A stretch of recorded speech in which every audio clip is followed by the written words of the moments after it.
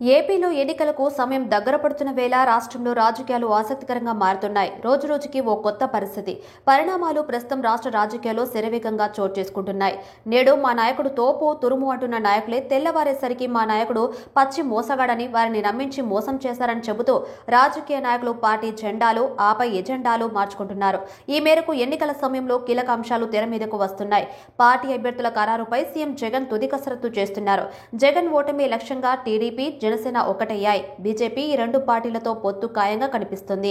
అయితే ఇప్పటికే అధికార వైసీపీ అధినేత సీఎం జగన్ సిద్ధం సభలతో ఎన్నికల శంఖారావం పూరించారు. ఈ మేరకు సిద్ధం సభలతో ప్రతిపక్షాలను టార్గెట్ చేస్తూ వ్యూహాలు రచిస్తున్నారు. ఈ మేరకు ఇప్పటికే రా కదలిరా సభలతో జోరు మీదున్న టీడీపీ అధినేత చంద్రబాబు నాయుడు తాజాగా ఈ శ్రీ సత్యసాయి జిల్లా పెనుకొండలో పర్యటించారు. పెనుకొండలో రా కదలిరా పేరిట బహిరంగ సభను నిర్వహించారు. వేలాది మంది పార్టీ కార్యకర్తలు చంద్రబాబుకు స్వాగతం పలికారు. కియా పరిశ్రమ అతి సమీపంలో ఈ సభ వేదిక ఏర్పాటు చేశారు. పార్లమెంటు నియోజకవర్గాల వారీగా చంద్రబాబు తలపెట్టిన రా కదలిరా సభలో ఇదే చివరి సభ కావడంతో తెలుగు తమ్ముళ్లు పెద్ద సంఖ్యలో జన సమీకరణ చేశారు. ఈ సభతో టీడీపీ శ్రేణుల్లో ఫుల్ జోష్ నింపిందనే చెప్పాలి. ఈ మేరకు టీడీపీ జనసేన పార్టీ జెండాలతో పెనుకొండ పసుపు మమైంది. ఈ సందర్భంగా ఏపీలో వాలంటీర్ల వ్యవస్థ కొనసాగింపుపై చంద్రబాబు నాయుడు కీలక వ్యాఖ్యలు చేశారు. టీడీపీ అధికారంలోకి వచ్చిన తర్వాత కూడా వాలంటీర్ వ్యవస్థను కొనసాగిస్తామని స్పష్టం చేశారు. ఎవరిని ఉద్యోగం నుంచి తీసేయమంటూ హామీ ఇచ్చారు. వాలంటీర్లకు మంచి భవిష్యత్తు ఉంటుందన్న చంద్రబాబు న్యాయం చేస్తామని హామీ ఇచ్చారు. అయితే వైసీపీ కోసం మాత్రం పనిచేయకండి అంటూ సూచించారు. వచ్చే ఎన్నికల్లో వైసీపీని భూస్థాపితం చేస్తామని టీడీపీ అధినేత అన్నారు. ఈ 5 ఏళ్లలో జగన్మోహన్ రెడ్డి పెద్ద ఎత్తున అవినీతికి పాల్పడ్డారని మండిపడ్డారు. జగన్ స్కీమ్లన్నీ స్కామ్ల కోసమేనని విమర్శించారు. జగన్ సిద్ధమని అంటున్నారు.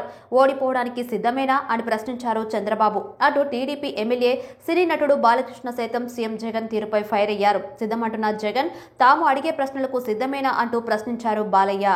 ఇదే సమయంలో వైసీపీ ప్రభుత్వం పైన సీఎం జగన్ మీద కూడా చంద్రబాబు సెటర్లు వేశారు. టీడీపీ అధికారంలో ఉన్నప్పుడు ఐటీ ఉద్యోగాలు ఇచ్చామని, జగన్ ఏమో వాలంటీర్ ఉద్యోగాలు ఇచ్చాడని విమర్శించారు.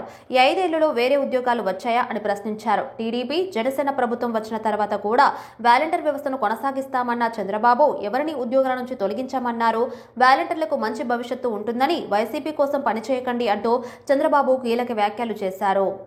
మరోవైపు టీడీపీ జనసేన పొత్తుపై వస్తున్న విమర్శలను చంద్రబాబు తిప్పికొట్టారు. స్వార్థం కోసం టీడీపీ జనసేన కలవలేదన్న చంద్రబాబు ఏపీని రక్షించుకునేందుకే తాము పొత్తు పెట్టుకున్నట్లు వివరించారు. టీడీపీ ప్రభుత్వ హయాంలో అనంతపురం జిల్లాను సస్యశ్యామలం చేయాలని సంకల్పించినట్లు చెప్పారు. కియా పరిశ్రమ ద్వారా వేల మందికి ఉద్యోగాలు కల్పించామన్న చంద్రబాబు గొల్లపల్లి రిజర్వాయర్ను ఏడాదిన్నరలోనే పూర్తి చేస్తామన్నారు. సాగునీరు ఇస్తే రాయలసీమ రైతులు బంగారం పండిస్తారన్న చంద్రబాబు అనంతపురం జిల్లాలో బిందు తుంపర సేద్యం మరింత పెరగాలని సూచించారు.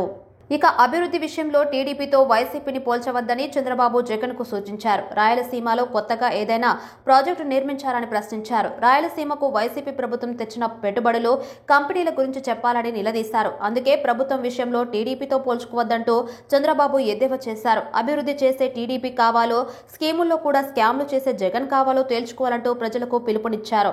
ఈ నేపథ్యంలో మొత్తానికి టీడీపీ తలపెట్టిన రా కదలిరా సభలతో పార్టీలో ఫుల్ జోష్ వచ్చింది. దాంతో త్వరలో ప్రజాగలం పేరిట బలివిడత ఎన్నికల ప్రచారానికి చంద్రబాబు శ్రీకారం చుట్టబోతున్నారు. వాలంటీర్లందరికీ ఒకటే హామీ ఇస్తున్నా, మీ ఉద్యోగాలు నేను తీసేయను. వాలంటీర్ వ్యవస్థ ఉంటుంది, కానీ మీరు వైఎస్ఆర్ దొంగలకు పనిచేయద్దండి. న్యాయం అవునా కాదా అని మిమ్మల్ని అడుగుతున్నా. మీలో కూడా తెలివైన వాళ్ళు ఉన్నారు, చదువుకున్న యువత ఉంది. మీకు మంచి భవిష్యత్తు ఇచ్చే బాధ్యత నాది. శిక్షణ ఇప్పిస్తా, కెపాసిటీ బిల్డ్ చేస్తాం, మీ అందరికీ న్యాయం చేస్తాం. తమ్ముళ్ళు మీరు నా మాటగా చెప్పండి, ప్రతి ఒక్క వాలంటీర్కు చెప్పండి. మీరు కూడా ఈ రాష్ట్రంలోనే పుట్టారు. రాష్ట్రాన్ని నాశనం చేయడానికి పుట్టిన సైకో ఈ సైకో పోతే తప్ప మనకు భవిష్యత్తు లేదని నా మాటగా మీరు చెప్పాలి. చెప్తారా అని అడుగుతున్నా. గట్టిగా చెప్పండి, కూడా చెప్పండి చెప్తామని.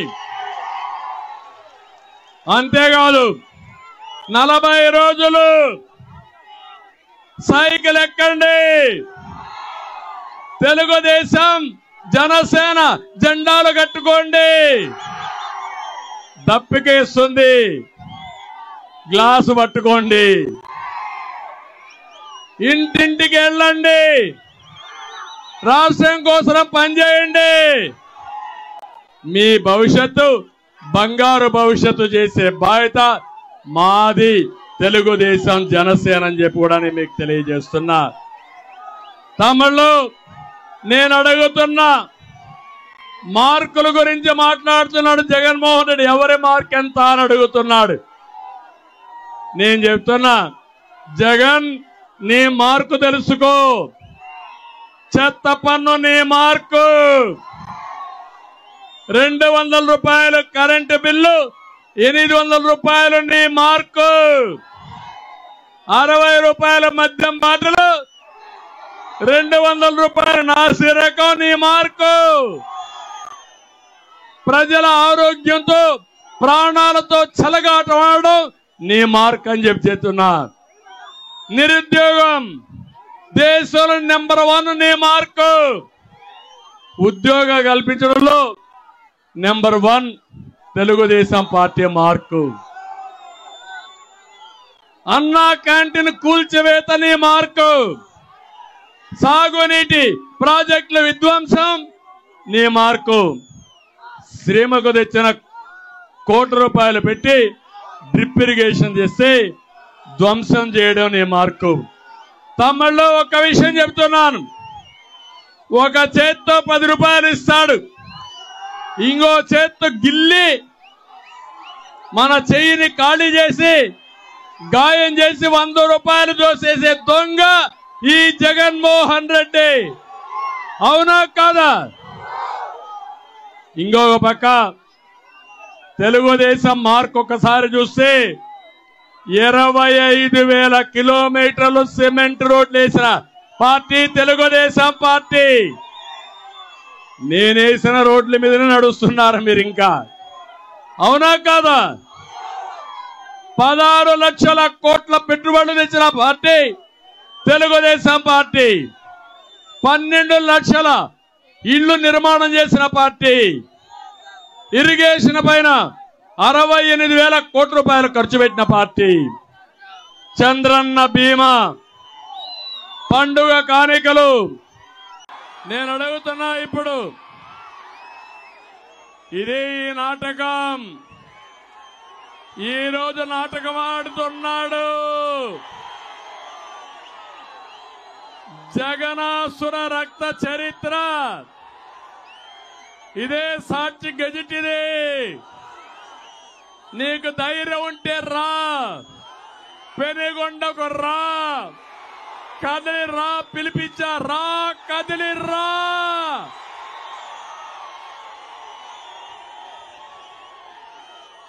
చర్చకు రా, కదిలి రా.